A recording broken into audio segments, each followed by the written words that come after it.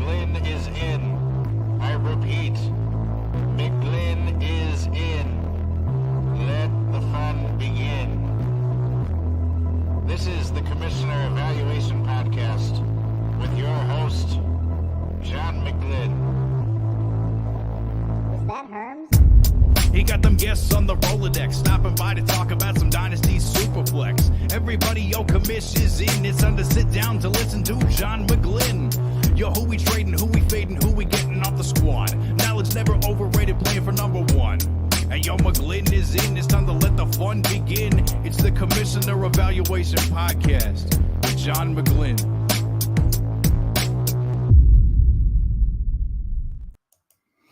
Welcome to the Commissioner Evaluation Show and Podcast. My name is John McGlynn. You can find me on Twitter machine at John McGlynn 75. We are in part 3 of a 4-part series of offensive players, skill position players. We did the quarterbacks, we did running backs. Today we are doing wide receivers, and I have a fantastic co-host with the Mo-host, JT. What's going on, brother? Pumped to talk about wide receivers. Good group this year and a good group coming in. Wide receiver feels like it's taken over dynasty football. If you don't have good wideouts, you're out. So, yeah, I'm happy to kind of re-look at the season, see who was good, who we were disappointed on, and look into the future seasons. It's pretty funny because last year's wide receiver core felt like it was a bunch of like 5'9", 160-pound kids, and now this year it's all these giant behemoth kids coming out of the draft. All these 6'3", 6'4", big stud receivers. So it's going to be fun. Absolutely, it's like the complete opposite. I agree with you, man. Everybody seems so undersized last year, and there was hardly any big wide receivers, and there's a ton of big guys this year. Ton of big dudes, yes, absolutely. So it's going to be fun. A great mix. I love the influx, the changing at the wide receiver position. You know, I think. Right now, Devonta Smith is probably my favorite receiver in the NFL. So and he was supposed to be, you know, the Slim Reaper, the small way guy too who could small, never do it. everybody said. But yeah, I love how the league is changing where these guys, you know, at 5'9", 5'10", 175, 180 can use their speed and athleticism and make it in the league. You know, those guys kind of got pushed out in the past, and with some of the rule changes and stuff, that's, you know, that size isn't killing you anymore. There's a lot of those guys that are being real successful, and I love seeing it.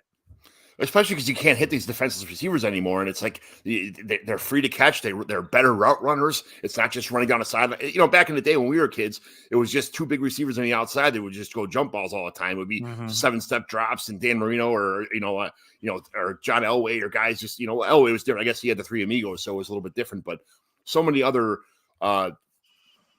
players that were just big, strong, fast guys who would run downfield like a deer and, you know, catch the ball on a jump ball. You know, all those highlight films were nothing but Lynn Swan and stuff like that. So, yeah, it was it's changed a lot. So let's get to these. We're using the Mighty McGlynn scoring leagues, our home league that me and JT are in, that I run. I'm the commissioner of. We use our scoring system for the wide receivers. It's only a half-point wide receiver PPR, which I think we've tiered it so it's a half point for the wide receivers, a full point for running backs, and a 1.5 for tight ends. So it was a big premium for tight ends receiving the ball. But for the receiving scoring, it's half-point reception. Every 10 yards is 1 full point. Receiving touchdowns are 6 points. Receiving first downs are a half point. 2-point conversions are 2 points. 50-yard touchdown bonus is 2 points. And for the combination bonuses, 199 receiving game is 4 points. 200-yard receiving game is 8 points, which happens.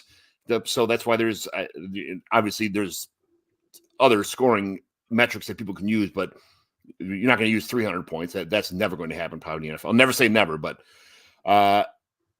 200 yards combined, rushing and receiving yards. So there's a handful of players who get, you know, 80 yards, you know, receiving and 25 yards rushing. That's an extra 3 points if you get that.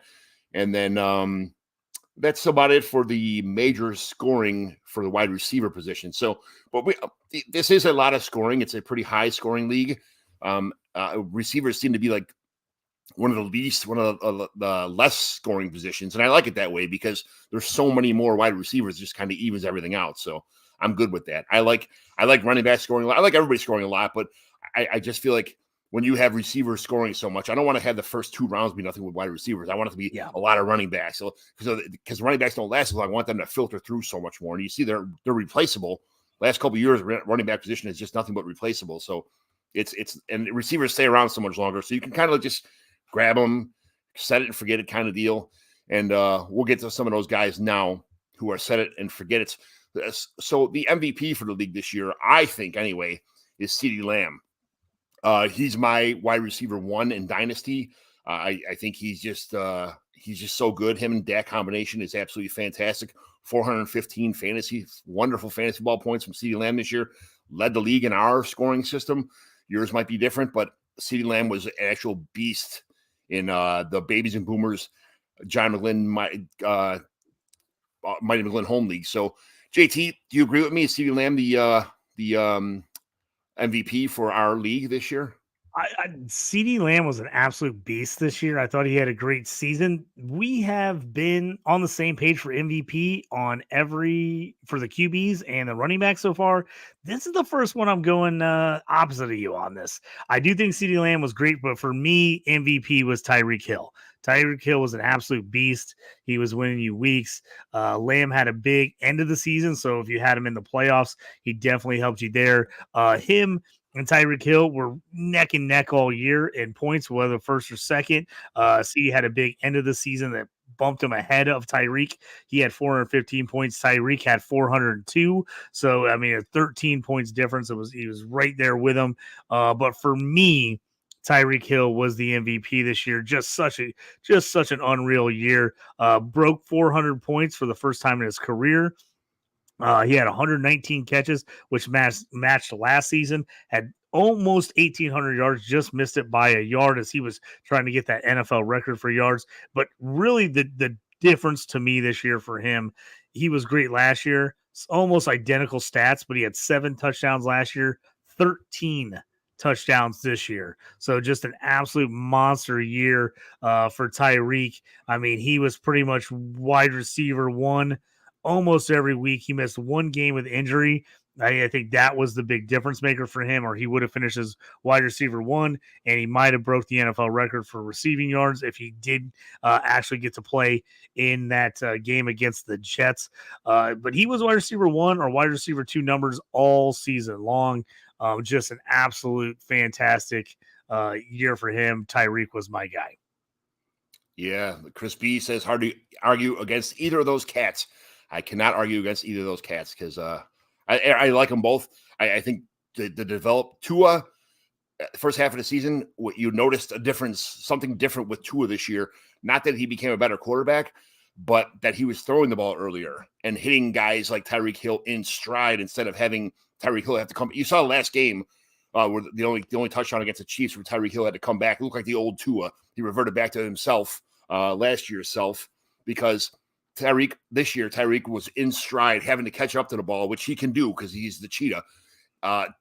It was like a 3-step drop and just let it go. And Tyreek was just smoking the defender. Any DB was just left in dust, man, from Tyreek. He was having a magical season until he, tweaked his foot a little, tweaked his ankle a little bit in that game against the Titans. But yeah, and I think that was the difference. I mean, he had an unbelievable season. He tweaked his ankle in that Tennessee game, missed the second half of that, missed the Jets game, and then he was solid, and you hate to even say this, solid the last 3 games, but he just didn't put up the numbers he put up the whole previous season up to that point. I mean, he's still, solid numbers, but he was wide receiver 20, wide receiver 30, wide receiver 12 the last 3 weeks with only 1 touchdown. I mean, I'm counting 9 catches for 99 yards and no touchdown as an okay week. So that tells you how dominant he was this year when that was one of his worst weeks of the season. He was just great. Started off the year just phenomenal. 11 catches, 215 yards and 2 touchdowns, 53.5 points for us in week 1 against the Chargers. And he was just off on a roll from there. Just phenomenal year from the Cheetah. The Cheetah. Only 3 games with under 9 targets against Buffalo, who, they have a good defense. It's not surprising to see that. And then Tennessee, where he got hurt, and then against Washington, where another situation where he only played. They were smoking him, so he didn't play very much because he had 5 for 100. He only had 7 targets that game, but he had 5 catches for 157 yards and 2 touchdowns. Right. So I think he was plenty good on that one. And that was it. Other than that, he just absolutely destroyed wide receiver run the rest of the season. So it was fantastic. He smoked. He was in the top 5. I think it was 1, 2, 3, 4, 5, 6, 7, 8, 9. He had 9 weeks out of 17 that he was top 5. Almost all those he was top 3, other than 1 week he was 6th, and he still had 27 points that week. So just dominant performance. But like you said, CeeDee Lamb, I think this was a year he finally did what everybody thought he could do. He finally became the guy that everybody said he could be. He was on the other side. He got off to a little bit of a slow start to this year. And then, man, once that bye week hit, he went nuts. 42.6 against the Rams, 12 catches, 158, 2 touches in week 8 after the bye. And then he was smoking after that. He was in the top 10 basically every week. He only had 3 weeks that he wasn't. And even in those weeks, he scored 15, 16, 9, and 17, 2. So, he smoked down the end of the year. And what passed him up with the Cheetah for first place was that monster game against Detroit in week 17. 13 catches, 227 yards and a touchdown. Absolute beast. 49.8 points that week. And then he had the 13 catches for 98 and 2 touchdowns in the finale against Washington, where he had 31.6 points in that. So those 2 just absolute monster weeks to end the year, where when Tyreek was still dealing with a little injury and he had a couple down weeks for him, is what let Lamb pass him up for overall. But for me, because of consistency all year, Tyreek was my guy. As Tyreek was never in single digits, Lamb had 2 games in single digits. No hate on him, as he had a great season. Phenomenal. I think he led the league in receptions overall. I mean, just absolute monster. I think he had 135 catches, 1,700 yards, had about 50 yards less than Tyreek. And he was a monster in the end zone with 12 touchdowns. So just absolute beast of a season for him. As a lifelong Dolphins fan, I'm like, mostly because of Dan Marino, I'm a Dolphins fan. My kids are Dolphins fans now, and it's kind of hard because I'm a Josh Allen fan. Josh Allen's kind of like Dan Marino with legs. That's about the only difference I see with them guys. But I was rooting for Tyreek to break this record, and it really sucks that he's injuries, a small little nagging injury. But when you're a finely tuned, well-oiled machine like Tyreek Hill that is just built for speed, any little the little things like that. I mean, he overcame a couple like. It looked like he pulled a hamstring one week, a calf injury. He overcame all those, but when your wheels aren't working the same because of an injury like that, you're just not the same player. And Tyreek was good, but he would have broke that record for sure if he was healthy the entire season. So just a couple games where I think he could have got to 2,000 if he wouldn't have gotten nicked up the last 3-4 games of the year. You could tell he wasn't 100%, and also that kind of coincided with the Dolphins falling apart at the end of the year. You could tell. I mean, he was that team MVP, bar none. We talked about MVPs in other shows, how it's usually a quarterback award. I have touted CMC, I think, should win the award as a running back. I think he should be the MVP. But I tell you what, who would be second in my voting for MVP this year? It would be Tyreek Hill. When he was healthy, that Dolphins team was a totally different team. He made that team go.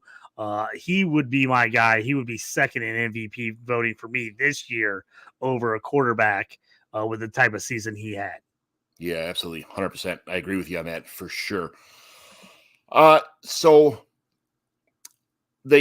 our scoring system for our leagues, we have, I already went over the scoring itself, but here's how the top 12 players panned out in our league.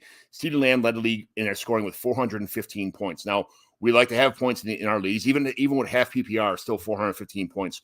Tyreek Hill, 402, and then a big drop, like 60 points less. Amon-Ra St. Brown was 343. Puka Nacua, 312. A.J. Brown, 298. DJ Moore, 296, which was a nice surprise. Keenan Allen killed it, 278. Mike Evans, 278, another big producer.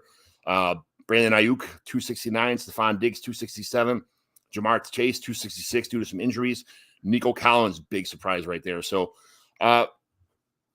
as far as these top 12 finishes are concerned, I'll say, Judge, you jump into your surprise player because, Nico top 12. I know you were pumped about the season he had, and the fact that he jumped all the way to the top 12 was pretty huge.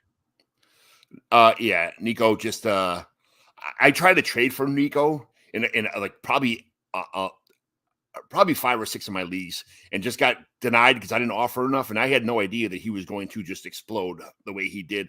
And he had a couple injuries later in the season too. But man, Nico is someone who the last couple of years, everybody knew Nico was good.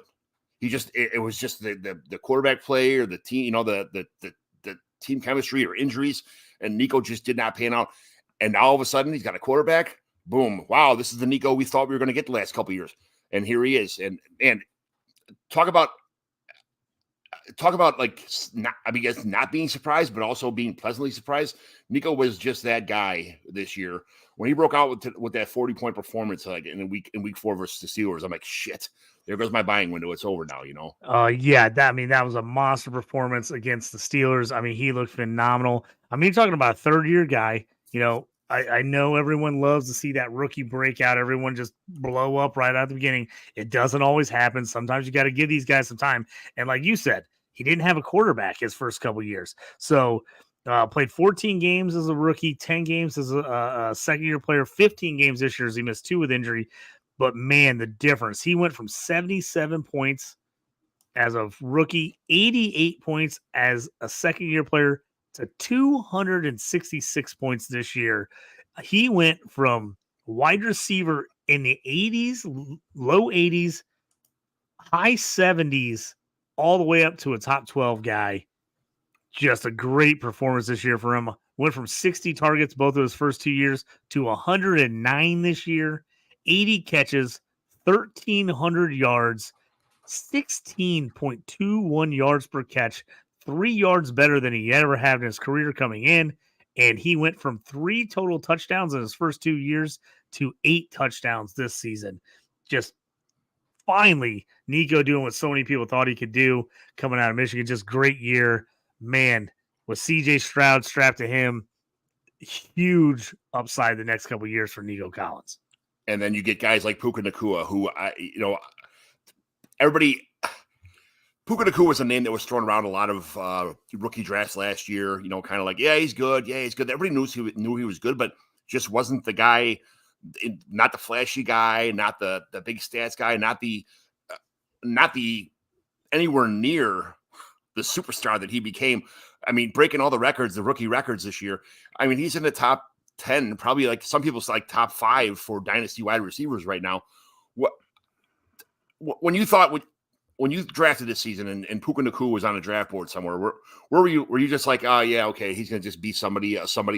You would have never thought that he was gonna be a better receiver on the best receiver on his own team. Oh yeah, never. I mean, I liked him as a late round flyer. I was a 4th, 5th round guy on him in certain leagues. I thought he was a guy that was talented coming out of college.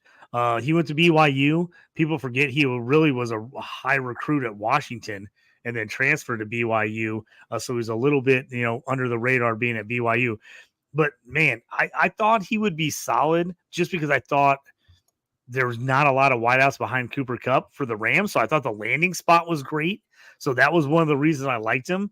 I had no idea he would do the type of things he did. I mean, he came out week 1, 10 catches, 119 yards in week 1 at Seattle, to be wide receiver 9 in his rookie debut, 23.9 points.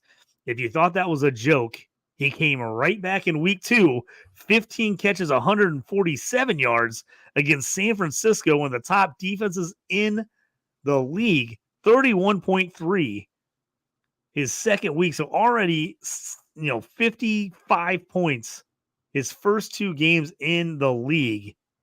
It's unbelievable. And then he just kept it going. 35 targets in the first 2 weeks of the season. just Stafford came out throwing the football, and people were all over Cooper Kupp. People were not ready for him, and Stafford just peppered him with the ball. I mean, just hit him. I mean, you look at the year, not until the final game of the season did he have less than 7 targets in a game. I mean, that's unbelievable for a rookie. 7 targets. He had 7 targets in 6 games. Not until the last game of the year did he have less than 7 targets. And he was at 8, 9, 10, 11, 12 in a bunch of games. Like you said, the first 2 games of the year, people started figuring out, we better start covering this guy. When he had 15 in game 1 and 20 in game 2. Yeah. This is the time of year when usually the rookies are starting to get targets so they can see what they got in their players. And that's when he slowed down towards the end of the season. I don't even see he slowed down. I mean, 164 yards versus New Orleans, who usually has a pretty good defense, but 118 yards versus the Giants. He's got 1, 2, 3, 4, 5, 6, 7 games over 100 yards. I mean, that's for a rookie. Obviously he broke all the records. We know that now, but that's absolutely amazing. Well, and he made plays in big moments too. It wasn't like he was just getting garbage yards at the end of games. Everybody's playing prevent defense, and he's just getting obsessed. I mean, when they beat the Colts, and a huge comeback game by the Colts, by the way, he ended up with 9 catches, 163 yards, and a touchdown in that game, 34-3, and he caught the game winner in overtime. I mean, huge catch in that game. So he was making, big plays all year, but impactful plays. Hey, we're talking about a big player. He was a wide receiver. Well, I guess he wide receiver 1 because of the playoffs, but against Detroit in their playoff match, he had 10 targets for 9 yards, 181 yards, and a touchdown. That's 9 for 181 and a touchdown in his first playoff game. That's amazing. Like, are you kidding me? I mean, the guy is an absolute beast. And now you know why on X and everywhere else and YouTube and every podcast, people are like, is this guy top 5 dynasty? Is he at least top 10? I mean, he's in the conversation because, I mean, it's hard to argue against anything he did this year. Yeah. No surprise that he surprised everybody either. I mean, it is what it is. He was fantastic. Who's your big surprises this year? Yeah. Let me jump on my guys. Sorry. For me, these are guys that I've got 2 guys, and they were both good players. Everybody liked them. They were drafted fairly high, so it wasn't like they were surprising that they were good in fantasy, but the breakout, what they were able to do is what really shocked me. First one was DJ Moore. I just talked about DJ. I mean, the guy finished in the top 5 or 6, depending on your league scoring, was top 5 or 6 in scoring. He was a guy that everyone always talked about, like, what would DJ do with a real quarterback? What could DJ do if he actually had someone coming out and just slinging the ball? Because he had played with just such horrible quarterback play his whole career. He ends up coming out on the Bears, looks great. Justin Fields gets hurt. They go to a D2 undrafted, rookie QB, and the guy still performs. He ends up just getting under 300 yards in our league this year. 96 catches, 1,300 yards, both career highs, and 8 touchdowns, which is also a career high.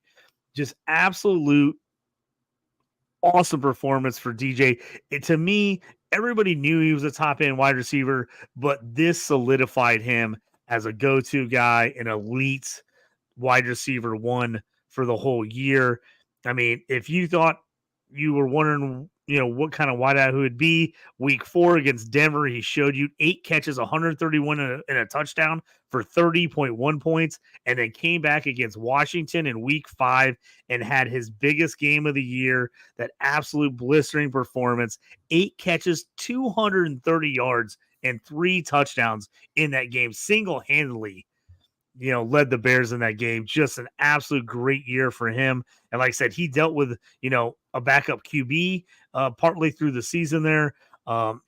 Had some tough games near the end of the year as he was a little bit banged up, but absolute great year for DJ Moore. And I think if Justin Fields can keep improving as a QB, or if they move Fields and go with, a Caleb Williams at 1-1, I think DJ Moore, despite whatever happens there, I think he's proven he's wide receiver 1 for the foreseeable future. I'm a huge DJ Moore fan, but his highs are highs, but his lows, 25 yards receiving in week 1. 50. He had multiple games, like just under 60 yards, multiple 18 yards in week 16. I mean, there's some highs and I think some of those, but I think the lows were a lot of that was scheme. I just think some of those games the Bears were not even looking to get him the ball. I don't think it was a DJ Moore is just disappearing act. I think it was more play calling, those types of things. So he did have some low lows. I agree with you. Some single digit games this year, but man, those games that he wasn't good, nobody was good for the Bears. So, but I just for me to see the absolute breakout that everyone thought he was going to be him for the whole 6 years of his career. I think he finally showed it this year. So he was my number one surprise. My second surprise, another guy that's a high-end, highly rated wide receiver, Michael Pittman for the Indianapolis Colts. A lot of people left him for dead this offseason. They just kind of thought QB problems are an issue. He's going to struggle. He's not worth it. He's not going to be a wide receiver one. And people kind of were out on Pittman. He ended up finishing 17th in our league in scoring. He had, he ended up with 233 points on the year. He played 16 games, set career highs all around. And this is with Gardner Minshew, the backup QB, most of the season, throwing in the football. He ended up with 109 catches, 1,100 yards, and the biggest thing, he only had 4 touchdowns. If he would have had more in that 8 touchdown range, I mean, he jumps up quite a few spots and he gets a lot closer to the top 12. If he gets a couple more touchdowns, he's right there with Nico Collins, Deebo Samuel, and Devontae Adams. So I just think AR is a guy that's going to improve. And I think if the Colts bring him back, I think he's going to stay as a guy that's right on that verge of a wide receiver 1, high-end wide receiver 2. If he leaves, depending on the situation, I think wherever he goes, I still think he is going to be a super productive guy. For what you could buy him for in the offseason, I felt like he way outperformed expectations for the cost it was to acquire him in the offseason. So yeah. those were my guys. It's funny. I'll give you one more just because I got to throw my guy in there. George Pickens. No surprise to me. I thought Pickens was a stud. I thought he was going to have a breakout year. He was getting trashed in the offseason. People are like, he can't separate. This guy is, he is not a top end wide receiver. He's not the guy. People were like, get rid of him. I was trying to acquire him everywhere. Despite questionable QB play the entire season, he finished as QB 20. He had over 1,000 yards receiving this year. He had 5 touchdowns, even with the on the field antics, kind of being disgruntled, people being like, what's wrong with him? He showed he has just unbelievable hands. The guy makes crazy hard catches. He makes catches in traffic, makes catches deep down the sideline. If he can keep it together mentally, if he can grow up and mature a little bit, I think this guy is a legit wide receiver 1. I heard him getting trashed all offseason saying this guy is a waste. He overdrafted. Don't take him. I don't want him. I just think he answered a lot of those haters this offseason. I think if he can put it together mentally and not lose it, I think he's a guy that has just a monster upside for the Steelers. And for him finishing as a top 20 wide receiver, I just thought an offense that struggled all year to score, I thought was phenomenal. Yeah, these are both. It's funny because I just heard Michael Pittman being mentioned at a lot of shows as a buy low candidate right now. And even though he finished as wide receiver 15 in our league, it's to be called a buy low when all Pittman did this year is kind of ironic. He has not gotten respect. I just don't understand. The guy has been good. He had 99 catches for almost 900 yards last year when the Colts were a complete debacle. I mean, they were a complete and utter debacle at QB, and he still almost had 100 catches and 1,000 yards. So if you get this guy with a quarterback that is legit playing well, this guy's an absolute weapon. So I think he's highly underrated. I still don't think the fantasy community or the league in general has caught up to how good this guy is. Anybody who's a Colts fan, if you get on Twitter, you read the message boards, everyone's like, you have to re-sign him. I mean, I haven't seen a single person that doesn't say, absolutely pay up. He is worth it. We got to keep him, because that's how good I think Colts fans know he is. So which players, I'll let you start here, because I know these ones are kind of, I don't really, my guys disappointed me, but I'm not a huge fan of them like you are. Which players disappointed you this year? So we'll go to an ex-Steeler, one of my all-time favorite wide receivers, a guy I've absolutely loved his whole career. Juju Smith-Schuster went to the Patriots after a pretty good, solid bounce-back year for the Chiefs, going to the Super Bowl last year, Super Bowl champion.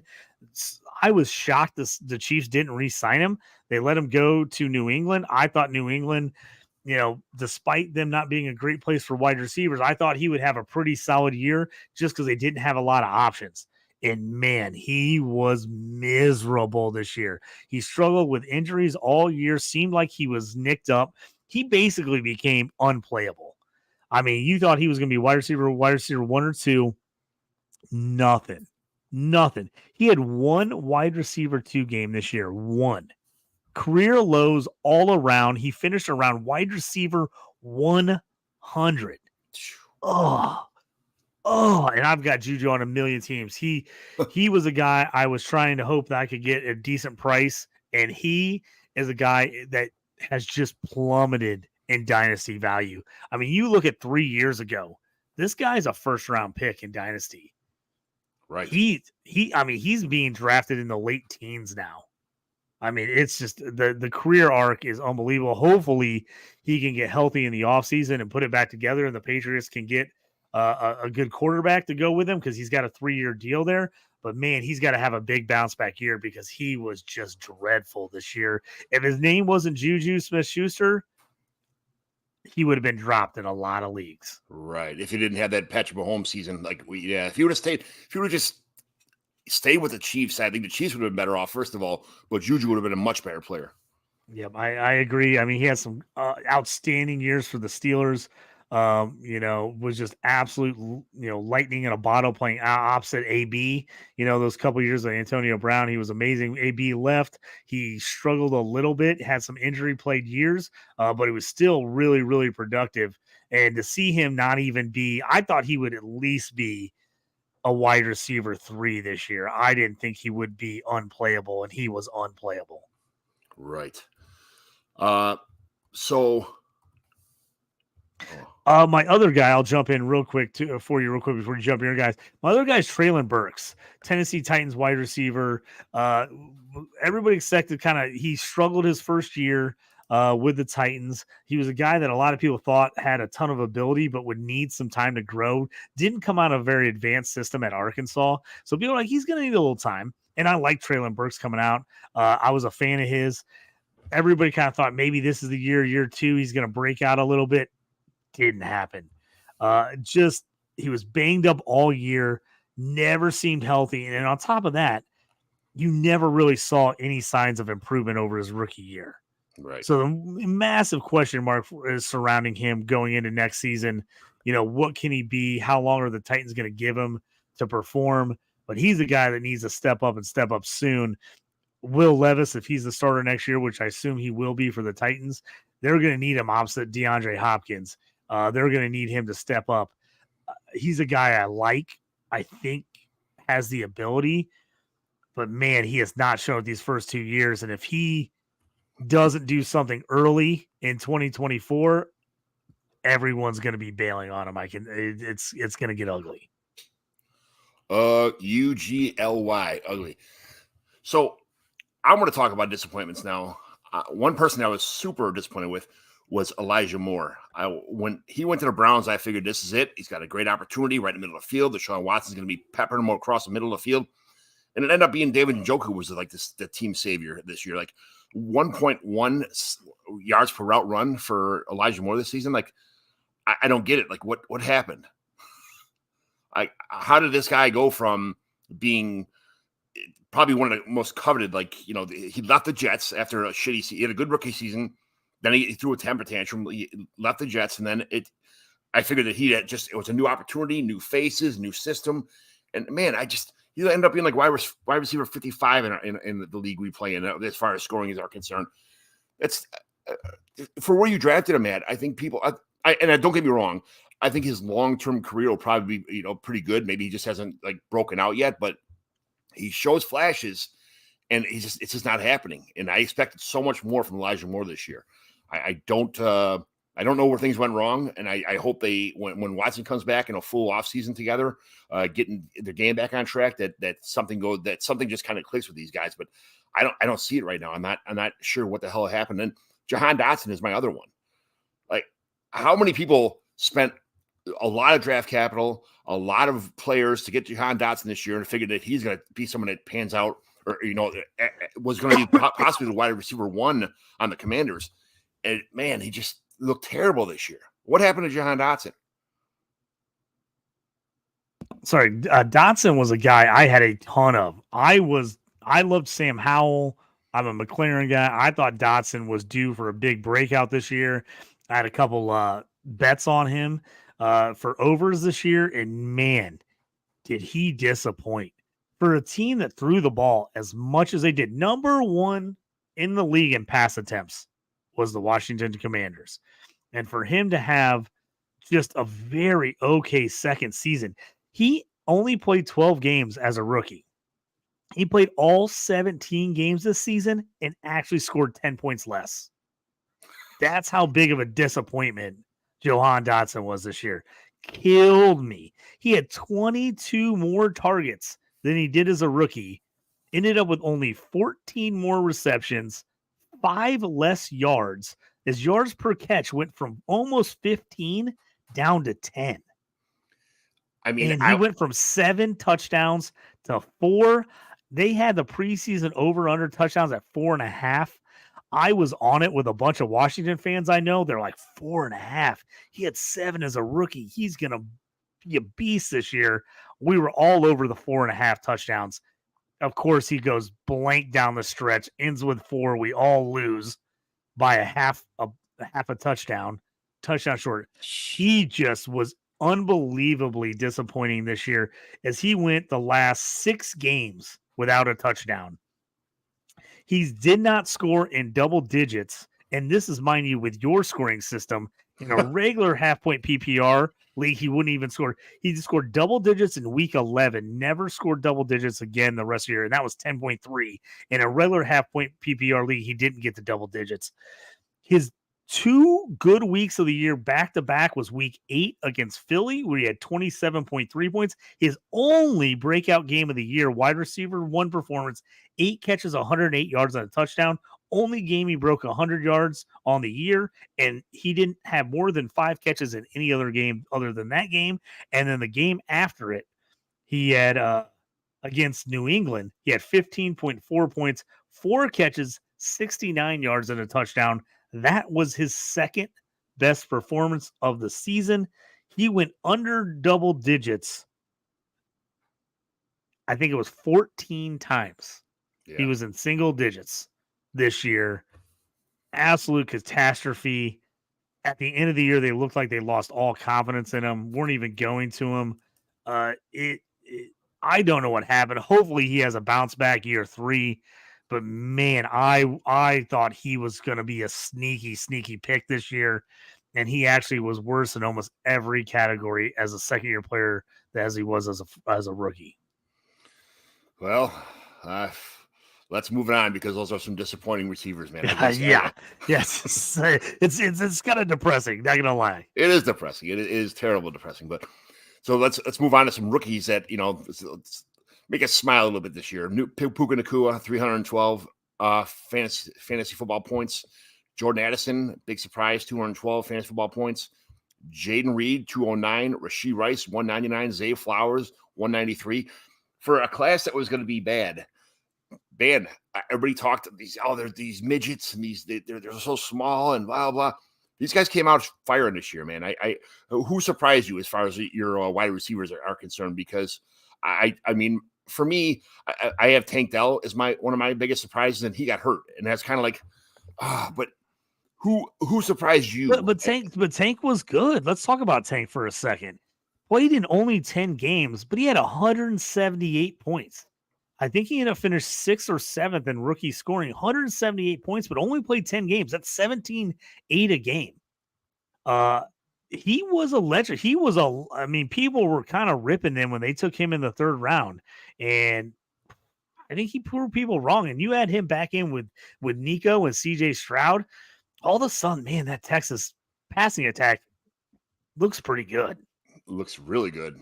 Next year is going to be when these guys all are together on the field.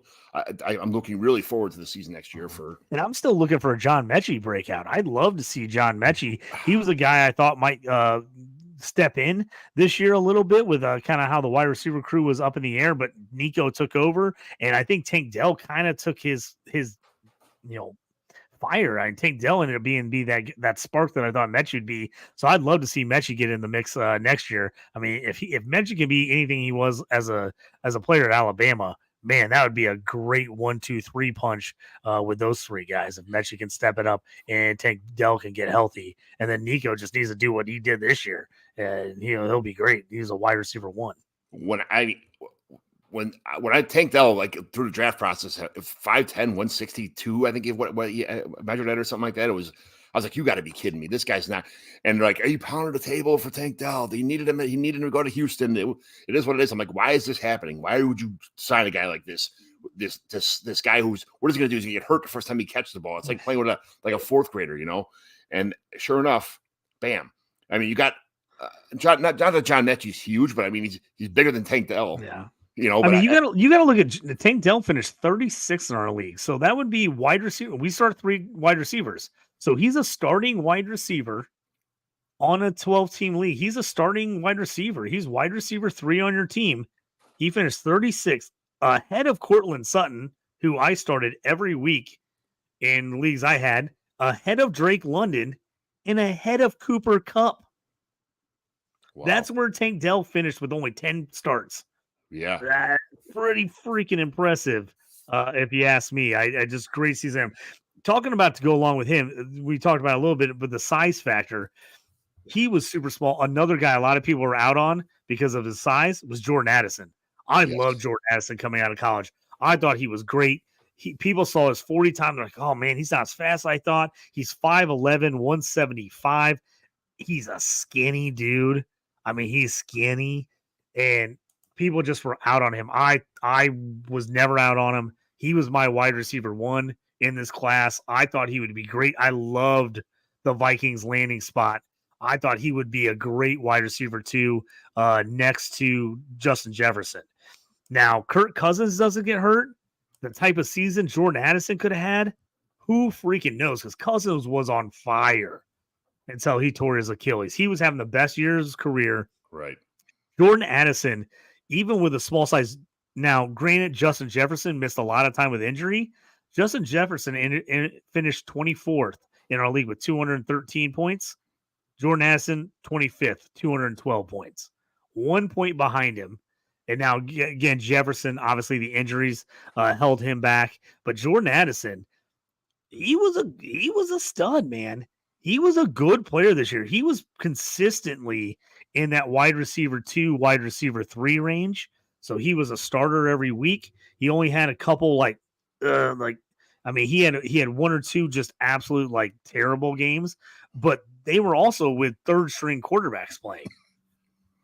So I mean, the fact that he was able to put up some monster games, obviously the highlight was week 7 against San Francisco, 7 catches, 123 yards, and 2 touchdowns, 35-3 in that game.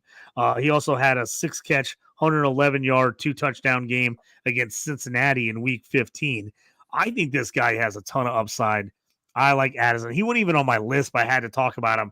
He was my number 1 guy last year, and I just think, he's just going to get better with Justin Jefferson on the other side, and if they can get Cousins to come back, I really like him. Now, to jump into my guys I actually listed, sorry, John, as I'm going off on a tangent like usual, Jaden Reed.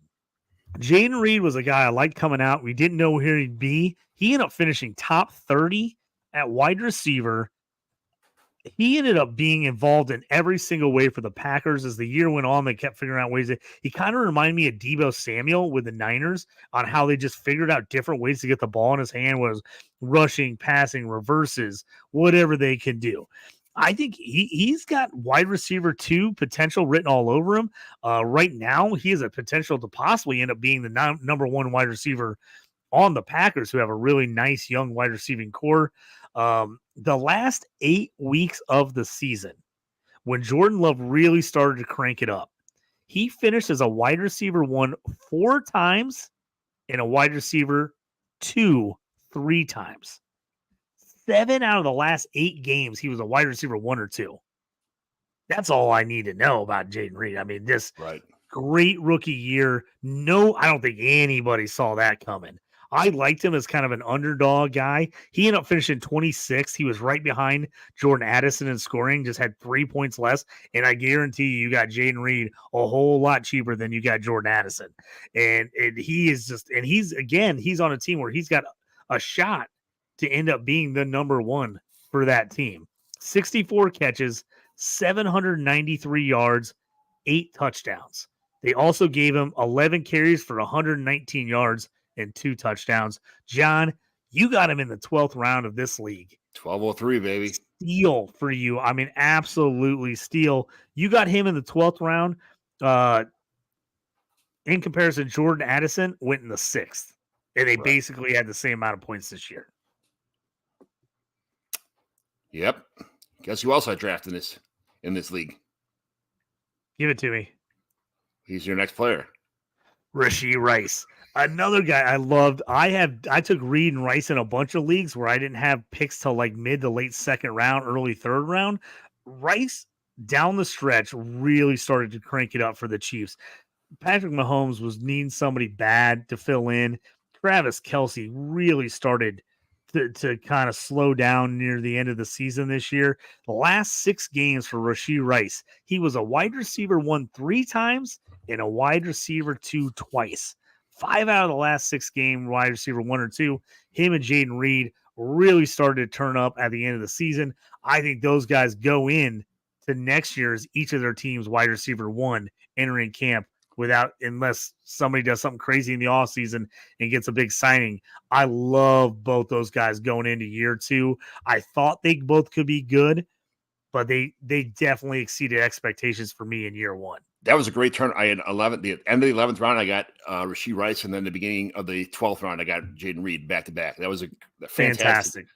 Yes, I was super happy with that. And I really like your rookie surprises here. I mean, there was a lot of surprise rookies this year, but those guys, I would have never thought they would have finished like where they ended up finishing. It was a great class. I mean, we didn't even talk about like Zay Flowers, who had a really nice season for Baltimore. I mean, Josh Downs for the Colts, he was banged up, but he put up really solid numbers for the Colts as a 3rd round pick. I mean, just this wide receiver class, we knew it was deep.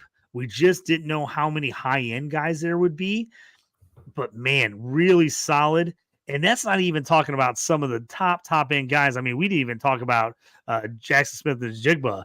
I mean, the number 1 drafted wide receiver in this class, who had a very okay year for the Seahawks, but he was coming off a full year injury at Ohio State. And he was 3rd on the pecking order there. I think he's got a ton of ability. I think he's got a ton of upside. I like where he's going to end up. And I'll hold off on the next guy because we're going to go to our disappointments, where, of course, we're going to talk about some more rookies that were in their disappointments here. My number 1 disappointment is Marvin Mims. When I drafted him this year, I was expecting a lot of production from Marvin Mims, just being a slot receiver. I just kind of figured that he'd have a lot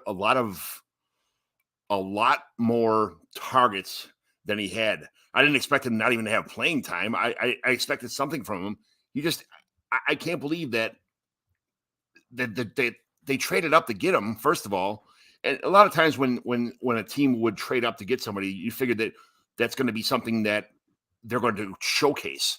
And they were supposed to get rid of a receiver, possibly trade somebody away, which, didn't happen. But I can't believe that Marvin Mims was only used as slightly as he was used this year. I'm bringing up his stats right now, but I can't believe that Sean Payton, why would you trade up to a guy like that when you think you have something in him and you don't even use him? He was on the bench a lot of the times behind other players. He was playing behind Brandon Johnson. He was playing behind some random guys. I agree with you 100%. Little Jordan Humphrey. This was a huge disappointment for me. I just thought that was a great spot for him. When Tim Patrick got hurt, I was like, oh no, Marvin Mims is in the mix. Because I thought Tim Patrick's gone. They've got Sutton. They got Judy. Originally, when he got drafted there, I'm like, oh, he's going to have a hard time seeing the field. But when Tim Patrick got hurt, I was like, oh, Marvin Mims time. Just seemed like Sean Payton hated him. I don't know what it was, but he just did not want to play him. They wouldn't get him touches. He only had 33 targets, 22 catches for 377 yards and 1 touchdown. Oh, there's 2 weeks in the season. If you put him if you started him anywhere in your lineup, you would have lost points by just having him on your team. He had negative points in 2 games. Yeah, he had fumbles on returns. It's crazy. He had 1 game of 5 targets this year, game 3. So this is how he started out the season. Game 1, rookie, you don't expect anything. 2 catches, 9 yards on 2 targets. Game 2 against the Commanders, 2 catches on 2 targets again, but instead of 9 yards, 113 yards and a touchdown, a monster deep long touchdown that game. Finished as wide receiver 13 on 2 targets with 28 points. You're like, ooh, here we go, Marvin Mims. Let's go. Week 3, you're like, ooh, more Marvin Mims. 5 targets, his most of the entire season. Week 3, ended up with 3 catches for 73 yards, just missed the touchdown.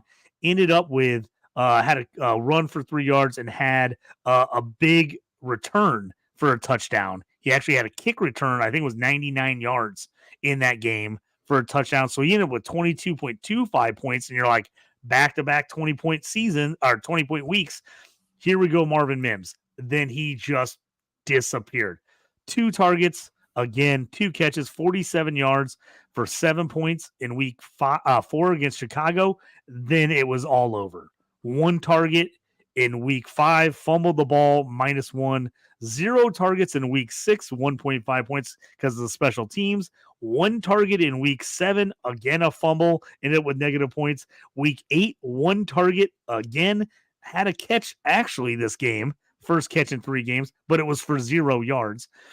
Then 1 target again, 0 catches. So in that 4-game span, he had 4 targets, 2 catches for 4 yards.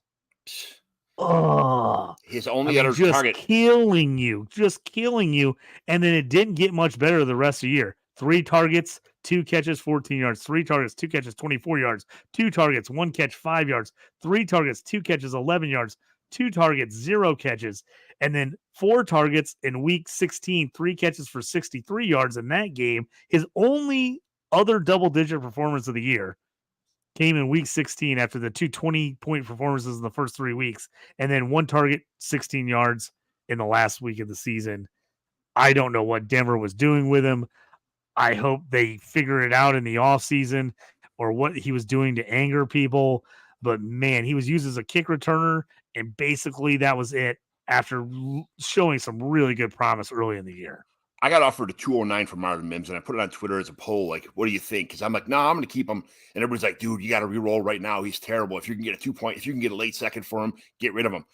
I don't know about that, man. What would you think? You could have never sold him for a 2.9 at the beginning of the year. No. He would have been like, what do you know? Actually not. 2.9 now, maybe you could do it. I hate to give up on the talent right this early. I mean, he's only 21 years old. So if you got to realize, he came out as a 20-year-old. He's only 21, 5'11", 182. He showed he's got some speed. Guy's got some ability. I don't think I'm bailing on him just yet. I just don't think I can do it. Again, yes, a lot of rookies had a monster year. So we're in this process where we're like, hey, everybody else had a huge year. Why didn't he? And that we want to just give up on him. I'm not giving up on him yet, but man, I really hope we see some better usage next year. Absolutely. How about you? Who disappointed you this year? Big disappointments for me. I was on this guy as a disappointment. You were too. Neither of us liked him. Quentin Johnston, rookie out of TCU, went to the Chargers. I thought the Chargers should have drafted Jordan Addison. I thought it was a huge mistake by them going Quentin Johnston. Quentin Johnston, all kinds of injuries on the Chargers this year. I mean, up and down the wide receiving core. He had a million chances to get in, earn targets, earn playing time. He finished as wide receiver 78. 78. So barely better than Marvin Mims, who was 108. So 78. He didn't eclipse 500 yards, which, not getting 500 yards as a rookie is, we've seen some pretty bad numbers on guys that can't get to the 500-yard mark as a rookie. He had 3 or less receptions in 14 games. I hate to make this comparison, but he is giving me crazy shades of Chase Claypool.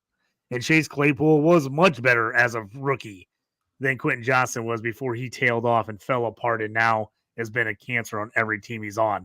But I don't think Quentin Johnston's the cancer that Chase Claypool is just yet. But I am starting to see like Chase Claypool's been traded been on 3 different teams in the last year. That's how many times he's been traded. He had 1 wide receiver 2 game this year for Quentin Johnston, was finishing around 100 and a lot of to me, Quentin Johnston was a huge disappointment. I think he is a lot farther behind than people thought of him coming out as a rookie. I just don't see it there. I just think he's too big of a project. He's a guy I don't want. If I got somebody that still believes in him, I'm moving him, because to me, he's just I just don't like it. I don't like what I see at all. Here's my notes that I have written down from him. Could either light the world on fire or become Hakeem Butler. Has trouble catching contested balls. Doesn't have good contested catch rate. Has a Denzel Mims, Jalen Reagor, JJ Arcega-Whiteside, or Terrace Marshall kind of feel to him. Those are what I had in my. John, you were dead on there. I think you were dead on with that assessment. I was in the same boat. He's a guy, he wows you with his size and speed. You look at him and he just looks like a stud. And then he gets out there, and unless you just get him the ball in open space and let him run, he just doesn't do anything to get open. He can't go up. He doesn't high point the ball, which is my biggest knock on Claypool. A huge guy with a huge body, and he lets small DBs just rip it out of his arms because he doesn't jump up and extend his arms and go get it. Quentin Johnston does the same thing, drives me insane. That's why I say it reminds me of him. So, totally out on him. I know you had him in a league, and we were desperately trying to trade him in a C2C league where before the season started, because we're like, if he comes out and busts, we'll never get anything for him. So we were desperately trying to move him. If you took Tank Dell's heart and put it in Quentin Johnston's body, you'd have like the best receiver ever. Oh my! Well, yeah. I mean, you take Tank Dell, who Tank Dell is, and you give him Quentin Johnston's body, man, you got a freaking all-star. Right. My second disappointment, another guy I was down on coming into the draft, I just didn't like what I saw at him, was Jalen Hyatt, the rookie out of Tennessee, went to the New York Giants. Another situation just like Quentin Johnston, all kinds of injuries. Wide open wide receiver room there for the Giants. QB injuries, obviously Daniel Jones hurt. They, I ended up having to play Tyrod Taylor. DeVito had to play the rookie. He just never got in the mix. Never got in the mix this year, despite being a deep ball threat, which is what they really needed. He had zero touchdowns this year. He had only 1 wide receiver 2 game this year, and he finished around wide receiver 100.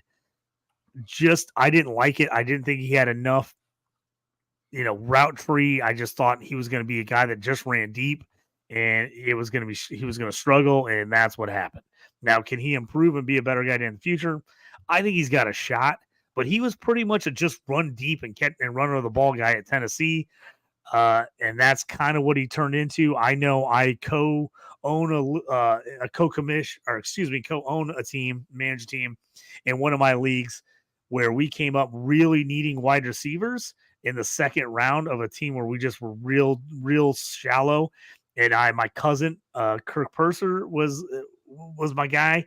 We were discussing Hyatt. He really wanted Hyatt. I was avidly against him. I did not want Hyatt at all. Hyatt ended up getting the pick in front of us, and I basically jumped for joy. And we turned around and had 2 picks within 3 picks later in that second round, and we ended up getting Josh Downs and Jaden Reed, and I am ecstatic that we got those 2 guys over Jalen Hyatt. Jalen Hyatt, lightning speed, but it cannot release. Has to be put in a slot because of his inability to separate. Like those are, bigger corners bullied him around in college. Would rather have a target hog than a burner like Hyatt. Not fast. He can actually beat corners in the NFL on the outside, ? Would be good with a big arm quarterback like Josh Allen. Weak arm quarterbacks would kill his value, a.k.a. the Giants. So he's a one-trick pony, only runs a couple routes, that kind of thing. He looked okay in some of the games this year. I'm not going to lie. He's definitely a disappointment, but there's some games where he showed flashes of being a pretty decent receiver, but not. It looked like hopefully he can make that improvement year two. Like hopefully he gets in there. They're able to work with him, get going. Daniel Jones comes back healthy. He's going to be in the same spot he was this year, where another wide open wide receiver room in New York. He's going to have chances to play. So maybe he can improve and can do that. But just wasn't there this year in year one. If you took him at the end of the first round or high second round, you were highly disappointed in him. Who's your top 2 buys for 2024? Top buys for me, I'm going to go one cheap buy and one maybe more expensive buy, but Terry McLaurin is the buy for me at wide receivers. He somehow, with the Commanders leading the league in passing, he just did not get the looks that I thought he would get. Taylor Heineke, for all his flaws, absolutely force-fed Terry McLaurin the ball when he was there, and I loved it.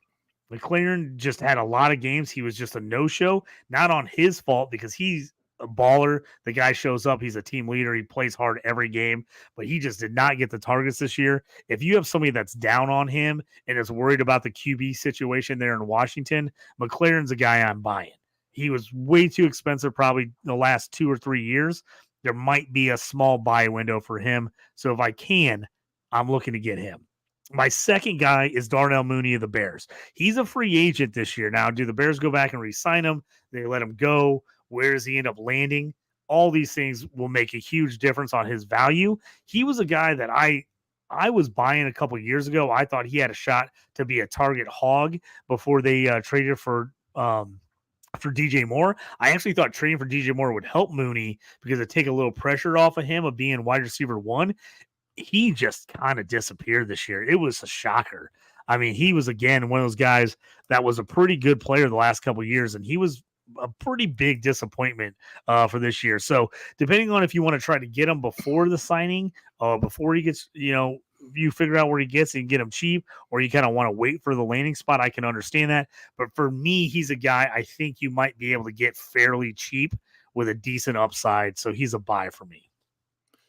Yes, I mean, there's some buys. I'm going to put out the obvious here. The rookies are from Drake London, JSN, guys who everybody knows are going to be really good receivers. They're just on bad teams this year. The offense didn't quite fit the scheme. JSN had a little bit of, playing in a system where they ran the ball most of the time, first of all, and then having Tyler Lockett, kind of have a better season than people expected with JSN on a team. But JSN, as the season progressed, you could see him kind of taking over. I think he's going to have a really good season next year. But kind of a buy low guy that I'm looking at would be a guy like Chris Godwin. Like Chris Godwin is somebody who we know has the potential to be somebody good. We've seen him, even with Baker Mayfield, catch tons of passes. First, it just became the Mike Evans season this year for whatever reason. I don't know why they abandoned Chris Godwin. He showed flashes. He had some pretty good games when you needed him to, but he did not live anywhere near his potential. It's almost like he's got his contract. I think he's got another two, I think it's 3 years more on his contract possibly right now, if I remember correctly. But it's like they know that they're secure. Don't worry about it. We're going to try and get Mike Evans 1,000 yards this season, and we'll worry about you later, kind of thing. But it was like, where did it go wrong for Chris Godwin this year? Why couldn't he separate? Why wasn't he getting open? Was he double covered? Was it just kind of like, hey, you either make Mike Evans be the guy, or nothing's going to happen here? I don't know. Chris Godwin separates very well too. I'm not sure why he didn't get open, or why Mayfield couldn't find him, or what the story was, because I've seen Chris Godwin play like a all-star, top 12, tier 1 dynasty receiver before, and this year he just vanished. I don't know what happened. Yeah, he could be a good buy. I like your idea of getting him at value. I definitely like that. So sells for wait. Yeah, you already did your buys. All right, so your sells for 2024. Who are you selling? So the first guy I'm selling is Calvin Ridley for the Jacksonville Jaguars. He finishes wide receiver 18, so he's got a high enough upside, but he was really up and down this year. He had some monster games. He had some games he completely disappeared. We forget with the suspension and everything else that went on, he's 29. So in wide receiver years, that's not, ancient by any means, but he feels a little bit older to me. 29. I'm not sold on him as the future of the Jags. I'm just not. If I can get decent for value for him, he's a guy I would move. I'm not selling him just to get rid of him. I'm not saying, hey, fire sale, sell Calvin Ridley, but he's a guy I think the Jags are drafting wide receiver, maybe first round, probably definitely second round of the draft. You're going to get Christian Kirk coming back, who I think was good. Zay Jones, really beat up and down year this year. He was a guy I expect a lot more out of, but he was just nicked up all season, never was fully healthy. You got Evan Ingram, who led all tight ends in receptions this year. I feel like it would be really easy for Calvin Ridley to end up being the odd man out there. I definitely see the Jags going wide receiver in the draft. So again, I could see that really cutting into Ridley's production. I'm moving Ridley if I can. If I got somebody that loves him, I can get a first. I'm probably moving if I can maybe package him. Like, hey, I'll take a first and a third. I'll give you Calvin Ridley in a fourth or something. I might do something like that. But he's a guy I'm looking to move for that reason. The next guy that I'm looking to possibly move, I'm worried about Jerry Jeudy. He a ton of skill. He was a guy I really like coming out. He just has not been able to put it together for the Broncos. He's still young. He's only 24. So I don't want to just completely bail on him yet. I think there still could be somebody that's a believer in your league. That would, might pony up to get him. Big question is what does that return look like? So that to me is the issue. But Judy's a guy I would look to be possibly moving as well if I feel like I could get the right return and kind of reinvest in somebody new and younger. Would you trade away Calvin Ridley to get Jerry Jeudy or vice versa? Oh, man, that almost feels like a 1-for-1. I know. I would probably do. It feels like a 1-for-1 even trade. I would probably, if I was looking production, I'm probably taking Ridley. If I'm looking upside long term, what can I get? A 5 years younger Jerry Jeudy. I think I go Jeudy. I think Judy's the buy there. But man, that one is tough. I think they're pretty close. I think Jeudy, just because he's 5 years younger. The question is he going to be on the Broncos, or is they going to trade him, where he's going to end up? Because he's going to be pretty expensive here pretty soon for a team to sign. So I probably lean Jeudy, but yeah, again, I'm not discounting those guys. I'm not selling them for scraps, but if I can get good value for them, I'll probably move them.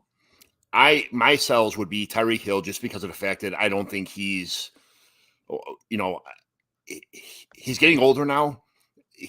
These injuries are starting to pop up, and he's chasing a 2,000-yard season, which obviously that didn't happen. I'm not sure this is going to happen again. It's to have a season like he had this year is almost impossible. Like, he was on track to beat the record. It's almost impossible when you're going for records, but I just think he's not going to be able to do it anymore at 31 years old. It's not going to happen. He's someone that, and he's at the highest value you're ever going to have him right now. He's the number one. He's probably wide receiver 3 in most, maybe wide receiver 4 or 5 in most people's dynasty rankings. He feels like Cooper Kupp from 2 years ago. Yes. Where, like, if you're going to sell him, like, now's the time. This is where you're going to get absolute max value for him.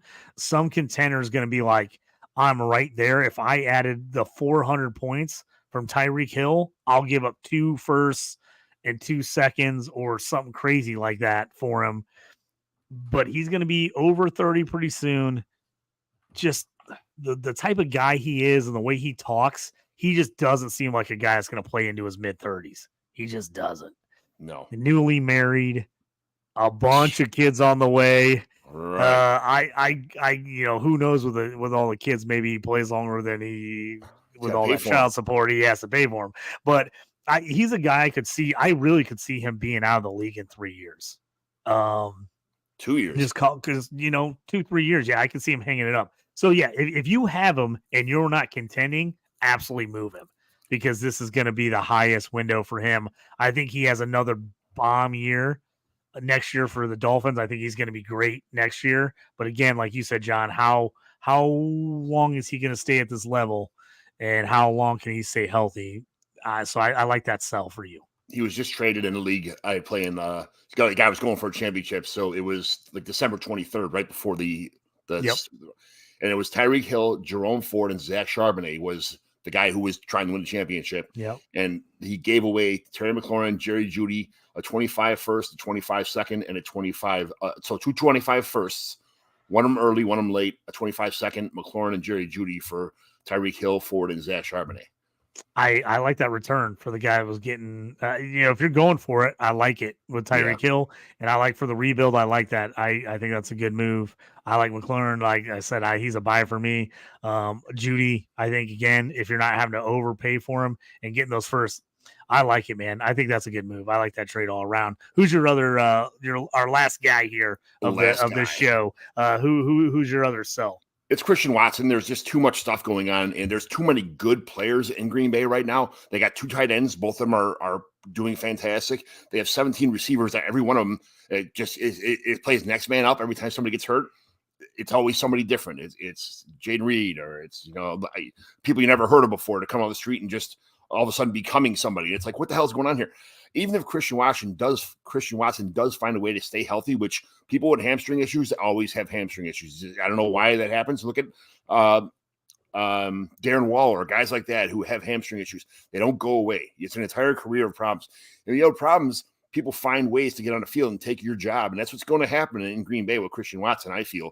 He's just not going to be able to stay on the field, and he'll just be irrelevant. He'll be an 8-game or 12-game a season kind of player, and half the time you don't know if you can start him or not because he's got hamstring issues. Just someone, if you could sell him now for what people are buying him for, because he's still valuable on the market as far as like name recognition, I'd get rid of him right now if I had Christian Watson on my team, which I don't. Yeah, I agree. I tried to sell him. I didn't have him on a bunch of teams, but I tried to sell him last offseason, and I just couldn't get a solid return for him, what I wanted, so I kept him. But I agree with you. Nothing scares me more than a guy whose complete game is wrapped around him being fast, and he has hamstring issues. Yeah, it's the absolute worst. I mean, it can't be worse.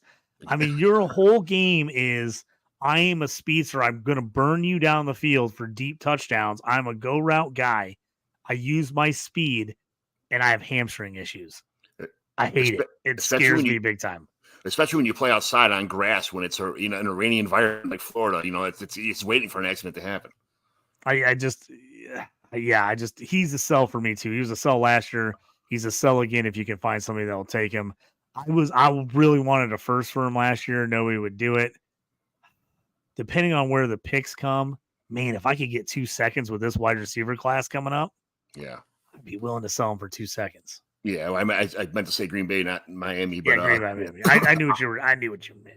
Terrible, freezing cold environment with that, that kind of rainy and snow all the time, man. It's just forget about it. Midwest cities are not the best for hamstring issues. But anyway, thanks for watching the show today. Commissioner Evaluation. I'm John McGlynn on X, John McGlynn 75.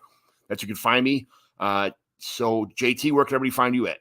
I'm on the X at JT Orange. Hit me up there. Also check out my show, The Stew with JT Brew, on DynastyProsFootball.com YouTube channel. Thanks for tuning in, and have a good rest of your day.